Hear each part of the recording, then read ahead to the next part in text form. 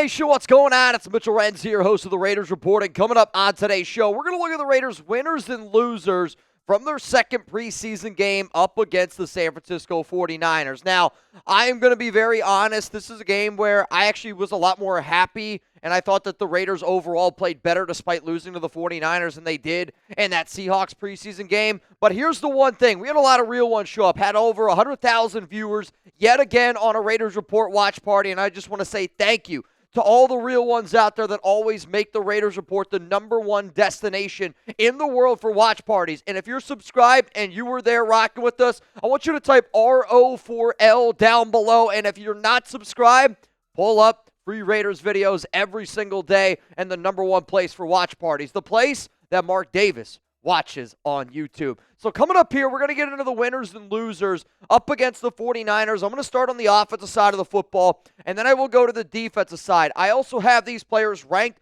from 5 down to 1, 1 being the biggest winner. First coming up here is going to be Daniel Carlson. I know special teams. I'm just going to put him here with offense. 4 for 4 for field goals today. I really liked his execution overall. Was able to bang a few through, though. He had one field goal that just barely squeaked through. It was early on in that football game. Last week, he was 3 for 5. I was happy that he was able to come back here and have a nice bounce-back performance. Let's go to number 4 here. It's going to be Geno Smith, and I was impressed by what I saw from Chip Kelly's offense. I was impressed by what I saw from Geno being able to throw the ball down the field, and he was attacking down the field. And his 2 incompletions were deep touchdown shots to Dante Thornton Jr. And quite frankly, I think that the first deep shot to Dante might have actually gotten away with a hole. I think that Thornton got tugged on a little bit back of that jersey. That could have been a touchdown. But overall, Geno was spreading the ball. I completed one to Jacoby, Trey Tucker, Ashton Jeanty, Brock Bowers, and then he took 2 deep shots to Dante Thornton. That's how this offense is going to work. I am very confident in this Raiders offense. The defense, that's a whole another story. Let's go to number 3 here. It's going to be Brock Bowers. And early on in that football game, I think it was literally like the first play of the game, down the field, 28 yards, threw it up to Brock Bowers, and I'll keep saying it. When you throw 50-50 balls to number 89, they turn into 89-11 balls. And Bowers, just big man Lenore, took it right over his head and came down with the catch. Like, the fact that this guy can block the way that he does, the fact that this dude lines up with his hand in the dirt and then could go down the field and make a play like that, that's why he's the best tight end in the National Football League. And if you're a Raiders fan, you got to feel pretty damn good about both our tight ends. Like, Mayer's not going to be featured here for the winners and losers, but he had a nice catch today. Fell right literally on the goal line at the 1. I liked how they used both of their tight ends today between Mayer and Bowers. Let's go to number 2 here. I'm going to give a shout out to the entire starting offensive line for the Las Vegas Raiders, because their offensive line, the starters, their top 5 is good.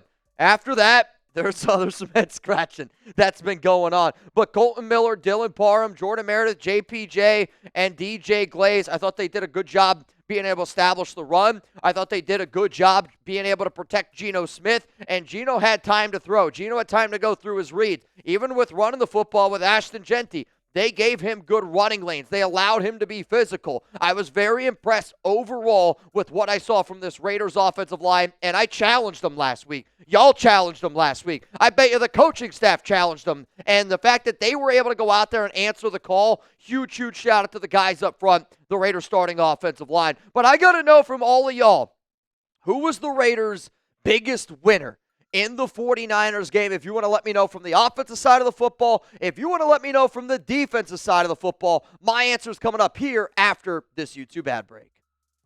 On the offensive side of the football, it was running back Ashton Jeanty. On the defensive side of the football, I don't want to give away my #1 answer, but I'll just say this. He plays on the defensive line. Was very impressed overall by this Raiders defensive line. But let's talk about Jeanty. And the reason why he's going to be #1 on this list is because the amount of people that I heard last week going, oh man, Jeanty, -1 rushing yards on 3 carries.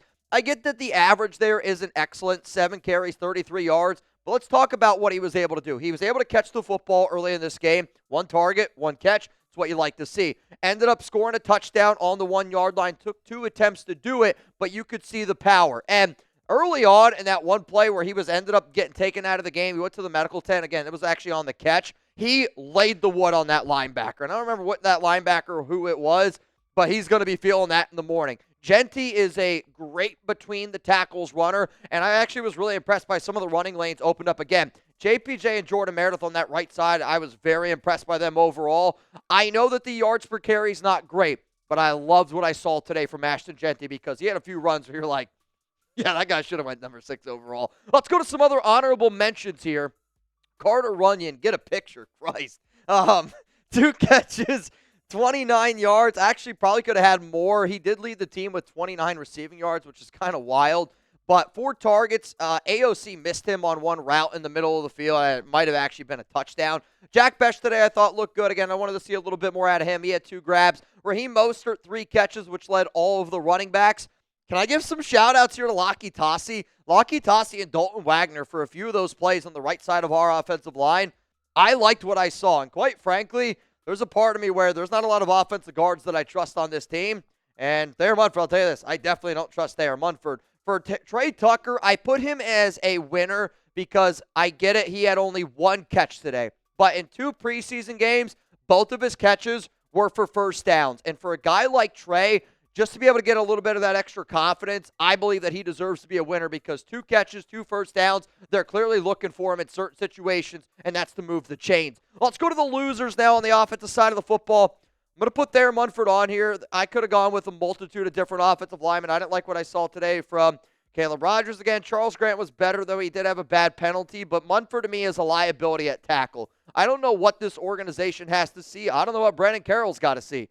He's not an offensive tackle. He's an offensive guard, and you're only hurting yourself, and you're only putting your quarterbacks for risk. Though, now we got to talk about the quarterbacks. Coming in here at number 2, Cam Miller, he had a bad interception at the end of the game, which ultimately led to that loss. And I am okay with them trying to stretch the ball down the field. I am okay with them trying to put the ball in his hands so to give the young guy a shot to win. But 2 of 6, 25 yards and a bad interception. And let's face it, it was a really bad interception. Coming in here, though, at number 1, the guy that I thought was the biggest loser, I'm just going to give it to Aidan O'Connell. And Aidan was bad again today. And I know when you look at his preseason stats, you're going to see 1 touchdown and 3 interceptions. But just remember that 1 touchdown came in the 3rd quarter against a lot of backups. And Aidan today was 15 of 23, 138 yards, no touchdowns, and interception. I will admit, and I want to I expect more out of Aidan, which is why I put him as a bigger loser than Cam Miller. This is year 3 for Aidan O'Connell. Does anybody else think that he's gotten worse? That he looks like he has regressed? And because he's regressed, and this is somebody that he needed to come out today, and he needed to play well. It was a 3rd down. He forced the ball to Alex Bachman. Bachman probably should have ran a better route to get to that first down marker. But at the end of the day, I don't feel good about Aidan O'Connell. And I don't feel good about our quarterback 2 situation at all. For that reason, I'm going to put him as a loser here on the offensive side of the football. Before we get into our winners and losers on the defensive side of the football, huge shout out to everybody that pulled up today. And I saw a lot of people were rocking silver and black. Here's the thing.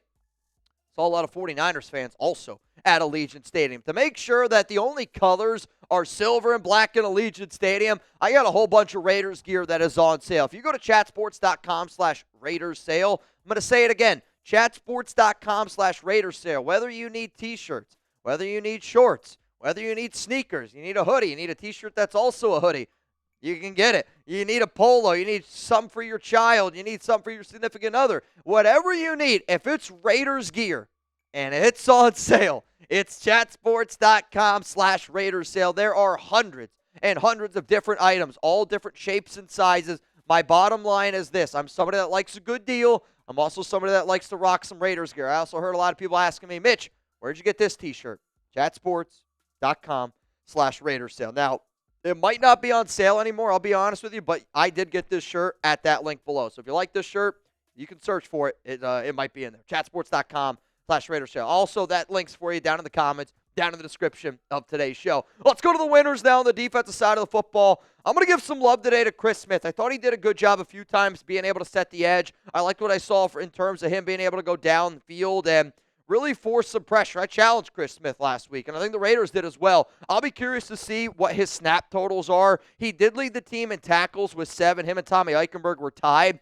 But overall, Smith was better than Trey Taylor. Smith was better than J.T. Woods. And Smith, even though him and Terrell Edmonds were splitting some time overall, I liked what I saw from Chris Smith today. If they decide to keep 4 or 5 safeties, Safeties is probably the number that Smith needs because they're going to keep Lonnie, and they're probably going to end up keeping Terrell Evans as well. Let's go to number 4 here. It's going to be Charles Snowden, and another player that I challenged last week, and I said, you got to be better. And Snowden was better there. I think especially better in the run-stopping game. 2 tackles for loss, 6 tackles in total.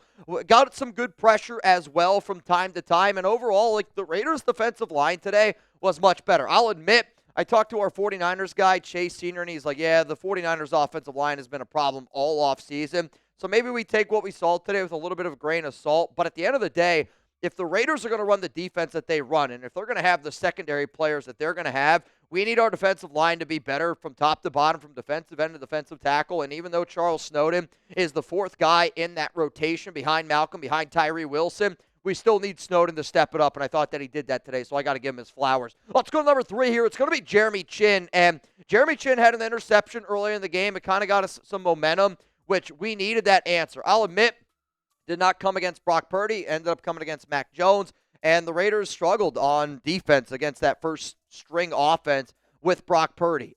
Jeremy Chinn, though, we need a team that's going to go out there and going to make some turnovers. We've been poking holes at that safety group, and there's going to be a lot of help needed in this secondary. But Isaiah Paul-Mao had an interception last week. Jeremy Chinn comes back with an interception this week, and it was, I'll be transparent, it was not easy to find winners in the secondary for the Silver and Black, but you had an interception. You made a play on the ball. I got to give Jeremy Chinn here at number 3. Let's go to number 2, and it's going to be Tyree Wilson. And some of y'all are going to go, well, Mitch, Tyree Wilson didn't record a tackle. I think the ultimate way that you're going to be able to tell how people evaluate Tyree Wilson this offseason is going to be if they're just hunting down box scores, they're going to go, well, Tyree wasn't good. He didn't get a tackle. Watch the game. His interior pressure was there. He was forcing havoc. He was forcing pressures. He was really creating opportunities for everybody else around him. I don't know how you haven't been excited to see Tyree Wilson make that transition to defensive tackle. And Chugs wants you all to keep it going. Hashtag Tyree to DT. Get it trended on social media because he is somebody where they're lining him up at defensive end. They're lining him up at defensive tackle. They're allowing him to do a bunch of different stuff.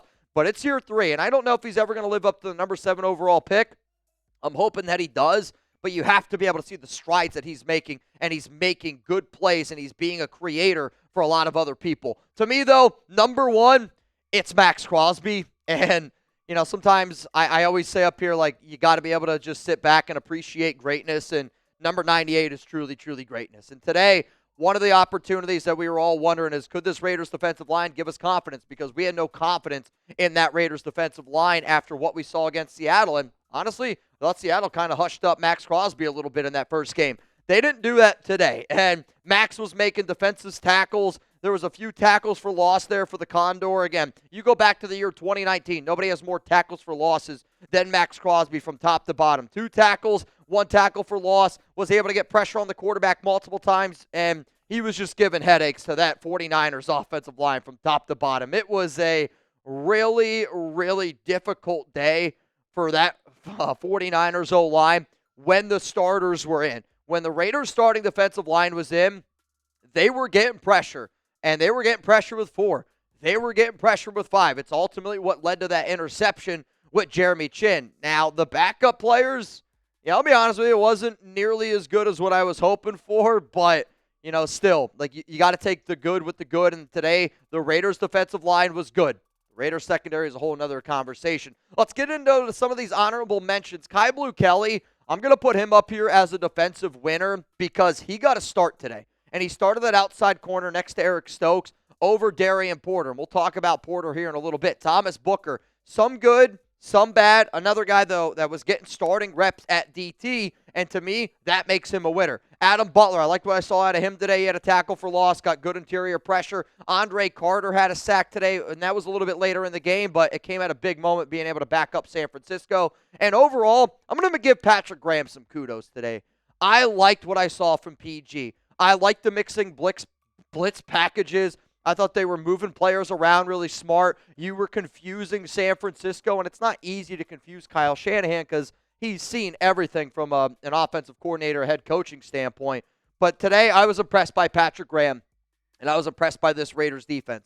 Secondary, though, it's got to get better. I don't know how else to say it. It's just got to get better. Coming up next here on the show, Raiders losers. on the defensive side of the football, and I'm going to try to not be too critical here with certain guys, certain situations, but the biggest loser for this team right now has been this Raiders defense, especially in the secondary. People, though, that made this show possible. There was a lot of crazy people that pulled up for Raiders 49ers, which huge shout out to all of y'all. But Josh, Ryan Campbell, 10 bangs apiece, and I put y'all in the Fantasy Football League because of how amazing y'all were. But, Raiders podcast, shout out to you as well. You were a freaking legend today. LCA was a freaking legend today. So many people got that party started. Mark Call, I saw, ended up banging, and I'm missing so many different names. But my bosses were like, dude, Raider Nation is wild. I hope Mark Davis saw how crazy y'all got. And, it was Ryan Campbell, Josh Husker Raider had a freaking 500 today. It was unbelievable. From the bottom of my heart, I rock with you guys, and I can't tell you enough how much I appreciate all of y'all. Let's go to the losers, though, on the defensive side of the football. I'm going to put Darien Porter here. Darien made a hell of a play on special teams, probably the best play that he made in the game today. Being a gunner, went right down the field, and you could see that athletic ability. You could see the long strides. You could see the speed. Problem is, though, he doesn't look really good. He looks bad in the secondary at times. He looks inexperienced. He looks like a player that just started playing corner, and he did. He played corner for 1 year in college football at Iowa State, and Kyu Blu Kelly's getting reps over him.